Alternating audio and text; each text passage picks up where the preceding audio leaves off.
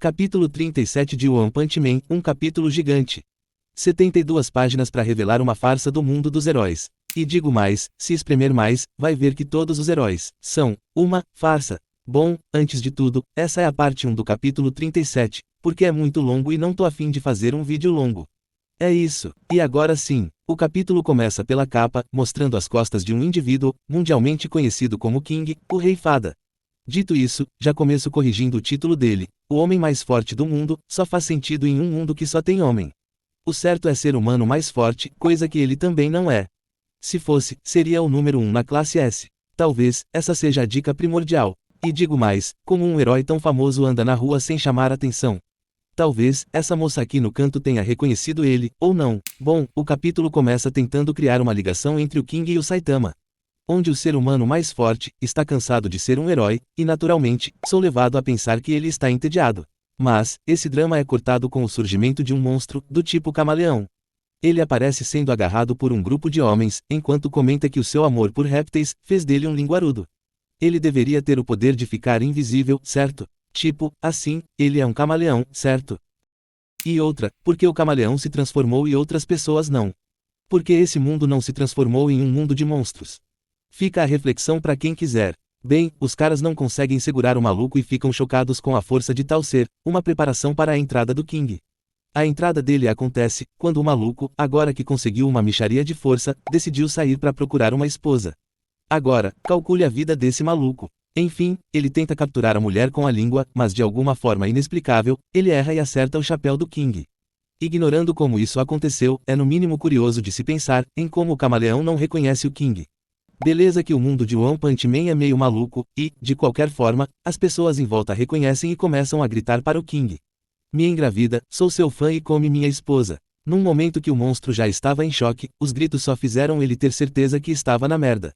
Na prática, o King não fez nada, ele só ficou ali, fazendo pose. E verdade seja dita, em questão de pose, o King arrasa. Mas enfim, o cara desiste de lutar e se rende enquanto os populares ficam ainda mais ensandecidos. Inclusive, a polícia, se não fosse tão orgulhosa, poderia pegar o King como patrono da corporação. Só isso, já serviria para aumentar a moral dos cara, mas, essa sociedade só tem maluco. Ninguém parece pensar normalmente. Enfim, o monstro acaba tendo uma crise de ansiedade e desmaiando. Enquanto isso, o King é ovacionado.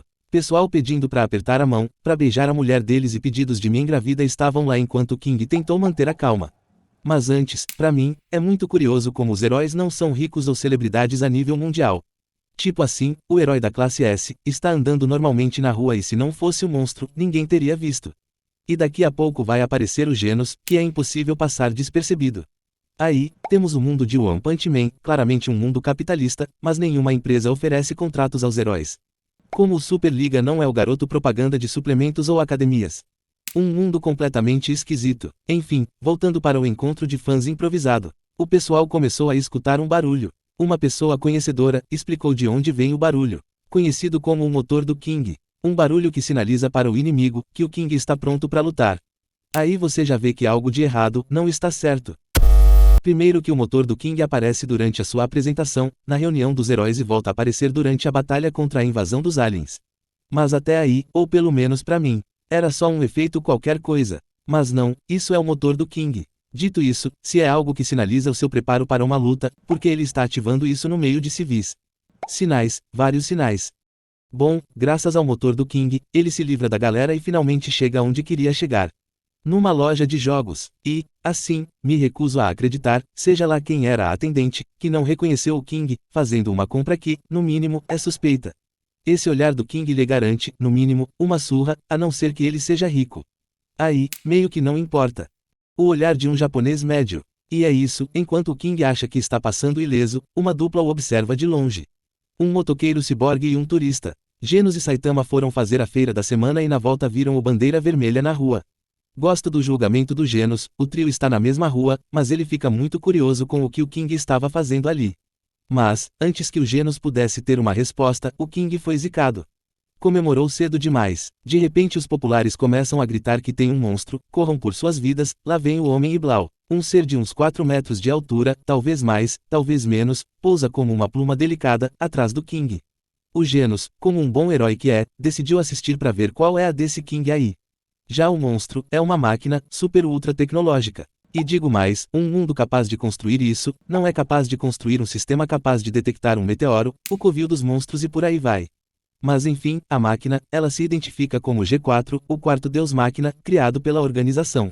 E se você não lembra, essa organização aparece no capítulo 14, foi a organização que deu as armaduras de batalha para o Grupo Paraíso.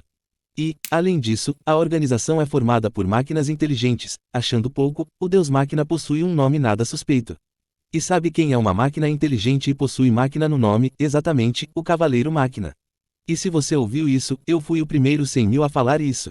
Bem, voltando para o Deus Máquina, ele anuncia que o King é o herói mais forte e por isso, ele veio o desafiar. O que faz todo sentido, certo? O King é humilde e por isso não quis o assento de número 1. Bom, como um famoso que acredita que sua fama é senha para tudo, King se apresenta para o Deus Máquina.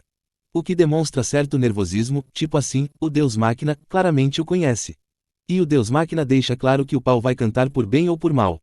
Então, uma roda cheia de espinhos se transforma em uma espada que o Deus Máquina puxa das costas.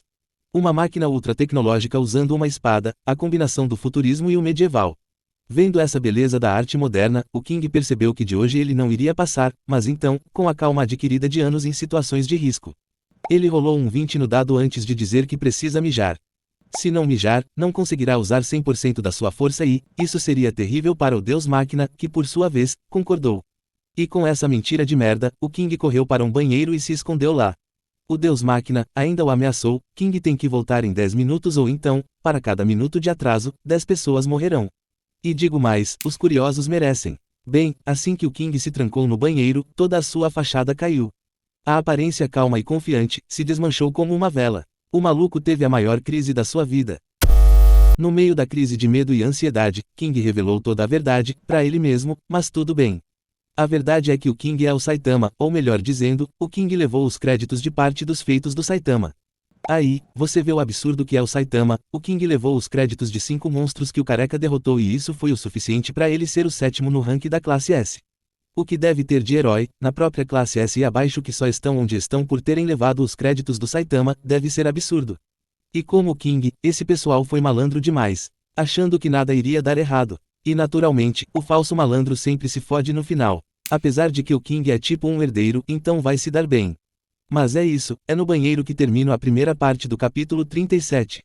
Espero que tenha gostado, mas se não gostou, aprenda a gostar. Você chegou até aqui, forte abraço e até a próxima.